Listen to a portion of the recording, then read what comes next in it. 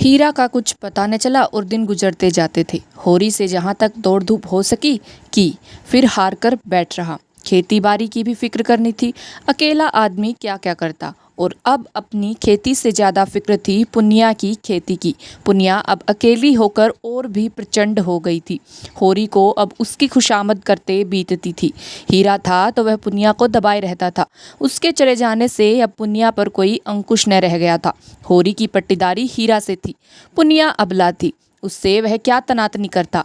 और पुनिया उसके स्वभाव से परिचित थी और उसकी सज्जनता का उसे खूब दंड देती थी। खैरियत यही हुई कि कारकुन साहब ने पुनिया से बकाया लगान वसूल करने की कोई सख्ती न की, केवल थोड़ी सी पूजा लेकर राजी हो गई। नहीं, होरी अपनी बकाया के साथ उसकी बकाया चुकाने के लिए भी कर्ज लेने को तैयार था। सावन में धान की रोपाई की ऐसी धूम रही कि मंजूर न मिले और होरी अपने खेतों में धान न रोप सका। लेकिन पुनिया के खेतों में कैसे न रोपाई होती। होरी ने पहर रात रात तक काम करके उसके धान रोपे। अब होरी ही तो उसका रक्षक है। अगर पुनिया को कोई कष्ट हुआ तो दुनिया उसी को तो हंसेगी। नतीजा यह हुआ कि होरी को खरीफ फसल में बहुत थोड़ा अनाज मिला और पुनिया के बखार में धान रखने की जगह न रही। होरी और धनिया में उस दिन से बराबर मनमुटाव चला आता था। गोबर से भी होरी की बोलचाल बंद थी। माँ बेटे ने मिलकर जैसे उसका बहिष्कार कर दिया था। अपने घर में परदेशी बना हुआ था। तो नावों पर सवार होने वालों की जो दुर्गति होती है वही उसकी हो रही थी। गांव में भी अब उसका उतना आदर न था। धनिया ने अपने साहस से स्त्रियों का ही नहीं पुरुषों का नेतृत्व भी प्राप्त कर लिया था। महीनों तक आसपास के इलाकों में कांड की खूब चर्चा रही, यहाँ तक कि वह अलौकिक रूप तक धारण करता जाता था। धनिया नाम है उसका जी, भवानी का इष्ट है उसे। दारोगा जी ने ज्यों ही उसके आदमी के हाथ में हथकड़ी डाली कि धनिया ने भवानी का सुमिरन किया। भवानी उसके सिर आ गई। फिर तो उसमें इतनी शक्ति आ गई कि उसने एक झटके में पति की हथकड़ी तोड़ डाली और दारोगा की मूछें पकड़कर उखाड़ ली। फिर उसकी छाती पर चढ़ बैठी। दारोगा ने जब बहुत मन्नता की तब जाकर उसे छोड़ा। कुछ दिन तक तो लोग धनिया के दर्शनों को आते रहे। वह बात अब पुरानी पड़ गई थी, लेकिन गांव में धनिया का सम्मान बहुत बढ़ गया। उसमें अद्भुत साहस है और समय पड़ने पर वह मर्दों के भी कान काट सकती है। मगर धीरे धीरे धनिया में एक परिवर्तन हो रहा था। होरी को पुनिया की खेती में लगे देखकर भी वह कुछ न बोलती थी। और यह इसलिए नहीं कि वह होरी से विरक्त हो गई थी, बल्कि इसलिए कि पुनिया पर अब उसे भी दया आती थी। हीरा का घर से भाग जाना उसकी प्रतिशोध भावना की तुष्टि के लिए काफी था। इसी बीच में होरी को जवर आने लगा। फसली बुखार फैला था ही। होरी उसके चपेट में आ गया और कई साल के बाद जो जवर आया तो उसने सारी बकाया चुका ली। 1 महीने तक होरी खाट पर पड़ा रहा। इस बीमारी ने होरी को तो कुचल डाला ही, पर धनिया पर भी विजय पा गई। पति जब मर रहा है तो उससे कैसा बैर।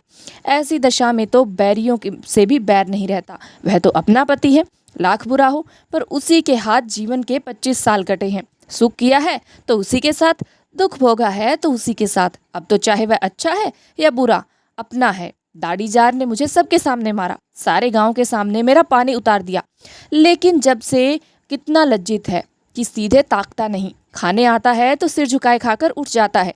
डरता रहता है कि मैं कुछ कह न बैठूं। होरी जब अच्छा हुआ तो पति पत्नी में मेल हो गया था। एक दिन धनिया ने कहा, तुम्हें इतना गुस्सा कैसे आ गया? मुझे तो तुम्हारे ऊपर कितना ही गुस्सा आए, मगर हाथ न उठाऊंगी। होरी लजाता हुआ बोला, अब उसकी चर्चा न कर धनिया। मेरे ऊपर कोई भूत सवार था, इसका मुझे कितना दुख हुआ है वह मैं ही जानता हूँ। और जो मैं भी उस क्रोध में डूब मरी होती तो क्या मैं रोने के लिए बैठा रहता? मेरी लाश भी तेरे साथ चिता पर जाती। अच्छा चुप रहो, बेबात की बात मत बको। गाय गई सो गई, मेरे सिर पर एक विपत्ति डाल गई। पुनिया की फिक्र मुझे मारे डालती है। इसलिए तो कहते हैं भगवान का घर बड़ा न बनाए। छोटों को कोई नहीं हंसता, नेकी बदी सब बड़े के सिर जाती है। माघ के दिन थे, मघावट लगी हुई थी। घटाटोप अंधेरा छाया हुआ था। एक तो जाड़ों की रात, दूसरे माघ की वर्षा। मौत का सा सन्नाटा छाया हुआ था। अंधेरा तक न सूझता था। होरी भोजन करके पुनिया के मटर के खेत की मेंढ पर अपनी मड़ैया में लेटा हुआ था। चाहता था शीत को भूल जाए और सो रहे, लेकिन तार तार कंबल और फटी हुई मिर्जई और शीत के झोंकों से गीली पुआल, इतने शत्रुओं के सम्मुख आने का नींद में साहस न था। आज तमाकू भी न मिला कि उसी से मन बहलाता। उपला सुलगा लाया था, पर शीत में भी वही बुझ गया।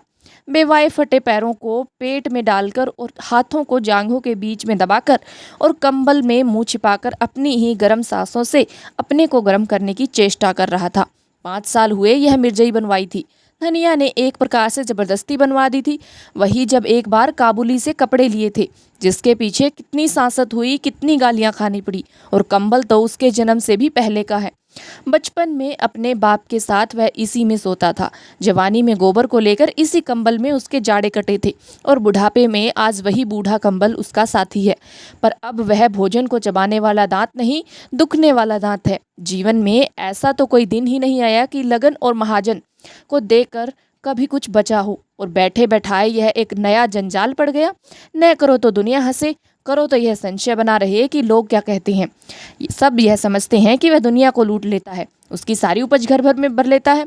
एहसान तो क्या होगा, उल्टा कलंक लग रहा है। और उधर भोला कई बेर याद दिला चुके हैं कि कहीं कोई सगाई का डोल करो, अब काम नहीं चलता। शोभा उससे कई बार कह चुका है कि पुनिया के विचार उसकी ओर से अच्छे नहीं हैं। न हो, पुनिया की गृहस्थी तो उसे संभालनी ही पड़ेगी, चाहे हंसकर संभाले या रोकर। धनिया का दिल भी अभी तक साफ नहीं हुआ। सब अभी तक उसके मन में मलाल बना हुआ है। मुझे सब आदमियों के सामने उसको मारना न चाहिए था।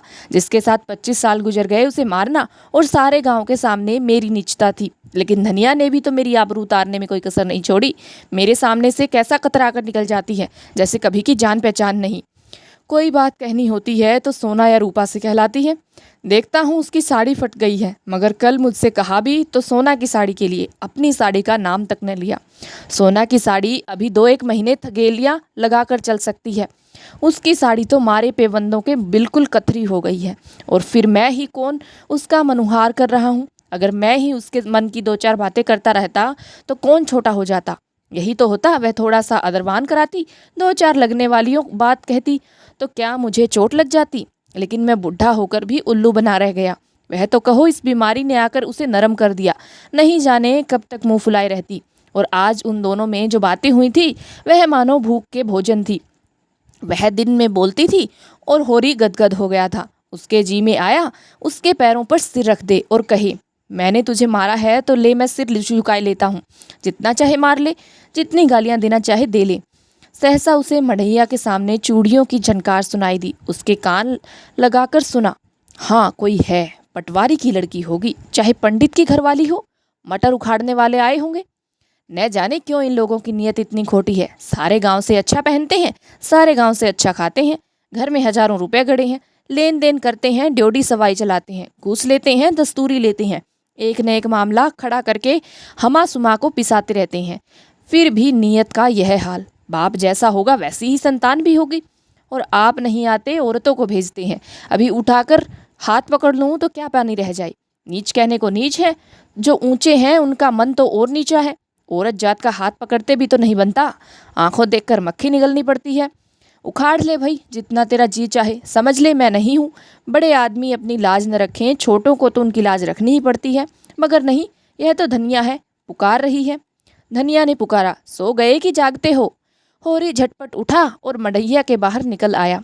आज मालूम होता है देवी प्रसन्न हो गई, उसे वरदान देने आई हैं। इसके साथ ही इस बादल बूंदी और जाड़े पाले में इतनी रात गए उसका आना शंकाप्रद भी था।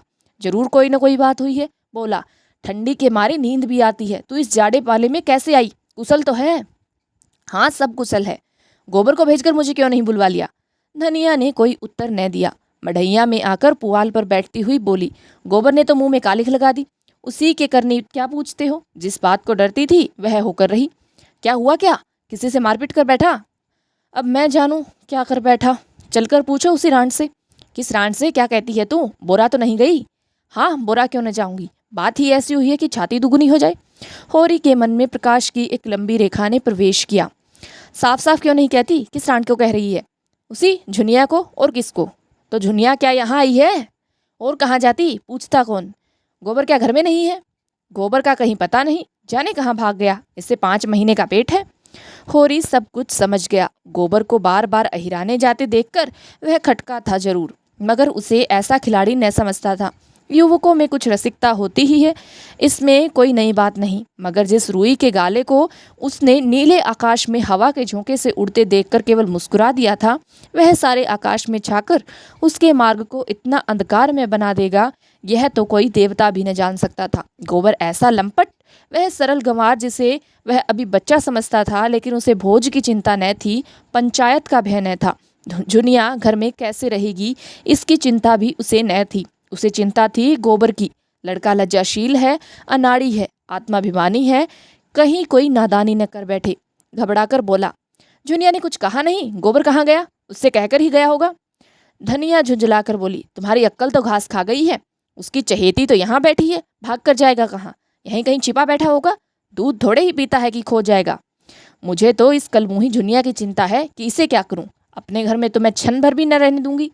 जिस दिन गाय लाने गया था उसी दिन से दोनों में ताक झांक होने लगी। पेट न रहता तो अभी बात न खुलती, मगर जब पेट रह गया तो जुनिया लगी घबराने, कहने लगी कहीं भाग चलो। गोबर टालता रहा, एक औरत को साथ लेके कहाँ जाए, कुछ न सूझा। आखिर जब आज वह सिर हो गई कि मुझे यहाँ से ले चलो, नहीं मैं प्राण दे दूंगी, तो बोला, तो चलकर मेरे घर में रह, कोई कुछ न बोलेगा, अम्मा को मना लूंगा। यह गधी उसके साथ चल पड़ी। कुछ दूर तो आगे आगे आता रहा, फिर न जाने किधर सरक गया। यह खड़ी खड़ी उसे पुकारती रही। जब रात भिंग गई और वह न लौटा, भागी यहाँ चली आई। मैंने तो कह दिया, जैसा किया है वैसा फल भोग। चुड़ैल ने लेके मेरे लड़के को चपेट कर दिया, तब से बैठी रो रही है, उठती नहीं, कहती है अपने घर कौन मुँह लेकर जाऊं। भगवान ऐसी संतान से तो बांझ ही रखे तो अच्छा। सवेरा होते होते सारे गांव में काँव काँव मच जाएगी। ऐसा जी होता है माहुर खा लूं। मैं तुमसे कह देती हूँ, मैं अपने घर में न रखूंगी। गोबर को रखना हो अपने सिर पर रखे, मेरे घर में ऐसी छत्तीसियों के लिए जगह नहीं है। और अगर तुम बीच में बोले तो फिर या तो तुम ही रहोगे या मैं ही रहूंगी। होरी बोला, तुझसे बना नहीं, उसे घर में आने ही न देना चाहिए था। सब कुछ कह के हार गई, टलती ही नहीं, धरना दिए बैठी है। अच्छा चल देखूं कैसे नहीं उठती, घसीट कर बाहर निकाल दूंगा। दाढ़ीजार भोला सब कुछ देख रहा था, पर चुप्पी साधे बैठा रहा। बाप भी तो ऐसे बहिया होते हैं। वह क्या जानता था इनके बीच में क्या खिचड़ी पकड़ रही है। जानता क्यों नहीं था, गोबर रात दिन घेरे रहता था, तो क्या उसकी आंखें फूट गई थी? सोचना चाहिए था न कि यहाँ क्यों दौड़ दौड़ आता है। चल मैं झुनिया से पूछता हूँ न। दोनों मड़ैया से निकलकर गांव की ओर चले। होरी ने कहा, 5 घड़ी रात के ऊपर गई होगी। धनिया बोली, हाँ और क्या, मगर कैसा सोता पड़ गया है। कोई चोर आए तो सारे गांव को मूस ले जाए। चोर ऐसे गांव में नहीं आते, धनियों के घर जाते हैं। धनिया ने ठिठक कर होरी का हाथ पकड़ लिया और बोली, देखो हल्ला न मचाना, नहीं सारा गांव जाग उठेगा और बात फैल जाएगी। होरी ने कठोर स्वर में कहा, मैं यह कुछ नहीं जानता, हाथ पकड़कर घसीट लाऊंगा और गांव के बाहर कर दूंगा। बात तो एक दिन खुलनी ही है, फिर आज ही क्यों न खुल जाए। वह मेरे घर आई क्यों? जहाँ जहाँ गोबर है वहीं जाए। उसके साथ कुकर्म किया तो क्या हमसे पूछ कर किया था? धनिया ने फिर उसका हाथ पकड़ा और धीरे से बोली, तुम उसका हाथ पकड़ोगे तो वह चिल्लाएगी, तो चिल्लाए करे। मुदा इतनी रात गए, इस अंधेरे सन्नाटे रात में जाएगी कहाँ, यह तो सोचो। जाए जहाँ उसके सगे हों, हमारे घर में उसका क्या रखा है। हाँ लेकिन इतनी रात गए घर से निकालना उचित नहीं। पाँव भारी है, कहीं डर डरा जाए तो और आफत हो। ऐसी दशा में कुछ करते धरते भी तो नहीं बनता। हमें क्या करना है, मरे या जिए, जहाँ चाहे जाए। क्यों अपने मुंह में कालिख लगाऊं, मैं तो गोबर को भी निकाल बाहर करूंगा। धनिया ने गंभीर चिंता से कहा, कालिख जो लगनी थी वह तो अब लग चुकी, वह अब जीते जी नहीं छूट सकती। गोबर ने नौका डुबा दी। गोबर ने नहीं डुबाई, इसी ने। वह तो जो बच्चा था इसके पंजे में आ गया। किसी ने डुबाई, अब तो डूब गई। दोनों द्वार के सामने पहुंच गए। सहसा धनिया ने होरी के गले में हाथ डालकर कहा, देखो तुम्हें मेरी सौंह, उस पर हाथ न उठाना। वह तो आप ही रो रही है, भाग की खोटी न होती तो यह दिन क्यों ही आता। होरी की आंखें आर्द्र हो गईं। धनिया का यह मातृ स्नेह उस अंधेरे में भी जैसे दीपक के समान उसकी चिंता जर्जर आकृति को शोभा प्रदान करने लगा। दोनों ही के हृदय में जैसे अतीत यौवन सचेत हो उठा। होरी को इस वीत यौवना में भी वही कोमल हृदय बालिका नजर आई जिसने 25 साल पहले उसके जीवन में प्रवेश किया था। उस आलिंगन में कितना अथाह वात्सल्य था जो सारे कलंक, सारी बाधाओं और सारी मूलबद्ध परंपराओं को अपने अंदर समेटे लेता था।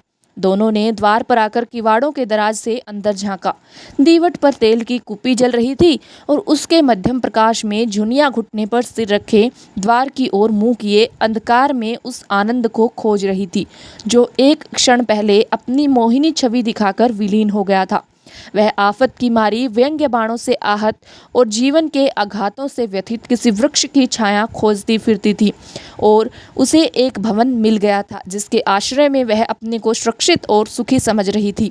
पर आज वह भवन अपना सारा सुख विलास लिए अलादीन के राजमहल की भांति गायब हो गया था और भविष्य एक विकराल दानव के समान उसे निगल जाने को खड़ा था। एकाएक द्वार खुलते और होरी को आते देखकर वह भय से कांपती हुई उठी और होरी के पैरों में गिरकर रोती हुई बोली, दादा, अब तुम्हारे सिवाय मुझे दूसरा ठोर नहीं है, चाहे मारो चाहे काटो, लेकिन अपने द्वार से दुरदुराओ मत। होरी ने झुककर उसकी पीठ पर हाथ फेरते हुए प्यार भरे स्वर में कहा, डर मत बेटी, डर मत। तेरा घर है, तेरा द्वार है, तेरे हम हैं। आराम से रह। जैसी तू भोला की बेटी है वैसी ही मेरी बेटी है। जब तक हम जीते हैं किसी बात की चिंता मत कर। हमारे रहते कोई तुझे तिरछी आंखों से न देख सकेगा। भोज भात जो लगेगा वह हम सब दे देंगे, तू खातिर जमा रख। झुनिया सांत्वना पाकर और भी होरी के पैरों से चिमट गई और बोली, दादा, अब तुम ही मेरे बाप हो और अम्मा, तुम ही मेरी माँ हो। मैं जो अनाथ हूँ मुझे शरण दो, नहीं मेरे काका और भाई मुझे कच्चा ही खा जाएंगे। धनिया अपनी करुणा के आवेश को अब न रोक सकी, बोली, तो चल घर में बैठ, मैं देख लूँगी काका और भैया को। संसार में उन्हीं का राज नहीं है, बहुत करेंगे, अपने गहने ले लेंगे, फेंक देना उतार कर। अभी जरा देर पहले धनिया ने क्रोध के आवेश में जुनिया को उल्टा और कलंकिनी और कलमुही न जाने क्या क्या कह डाला था। झाड़ू मारकर घर से निकालने जा रही थी। अब जो झुनिया ने स्नेह क्षमा और आश्वासन से भरे वह वाक्य सुने तो होरी के पांव छोड़कर धनिया के पांव से लिपट गई और वही साध्वी जिसने होरी के सिवा किसी पुरुष को आंख भर कर तक देखा भी न था, इस पापिष्ठा को गले लगाए उसके आंसू पोंछ रही थी और उसके त्रस्त हृदय को अपने कोमल शब्दों से शांत कर रही थी, जैसे कोई चिड़िया अपने बच्चे को परों में छिपाए बैठी हो। होरी ने धनिया को संकेत किया कि इसे कुछ खिला पिला दे और झुनिया से पूछा, क्यों बेटी, तुझे कुछ मालूम है गोबर किधर गया? झुनिया ने सिसकते हुए कहा, मुझसे तो कुछ नहीं कहा, मेरे कारण तुम्हारे ऊपर। यह कहते कहते उसकी आवाज़ आंसुओं में डूब गई। होरी अपनी व्याकुलता न छिपा सका, जब तूने आज उसे देखा तो कुछ दुखी था? बातें तो हंस हंस कर रहे थे, मन का हाल भगवान जाने। तेरा मन क्या कहता है गाँव में ही कहीं बाहर चला गया? मुझे तो शंका होती है कहीं बाहर चले गए हैं। यही मेरा मन भी कहता है। कैसी नादानी की, हम उसके दुश्मन थोड़े ही थे। जब भली या बुरी एक बात हो गई तो उसे निभानी पड़ती है। इस तरह भागकर तो उसने हमारी जान आफत में डाल दी। धनिया ने झुनिया का हाथ पकड़कर अंदर ले जाते हुए कहा, कायर कहीं का, जिसकी बाह पकड़ी उसका निभा करना चाहिए कि मुंह में कालिख लगाकर भाग जाना चाहिए। अब जो आए तो घर में बैठने न दूं। होरी वहीं पुआल में लेटा गोबर कहाँ गया, यह प्रश्न उसके हृदयाकाश में किसी पक्षी की भांति मंडराने लगा।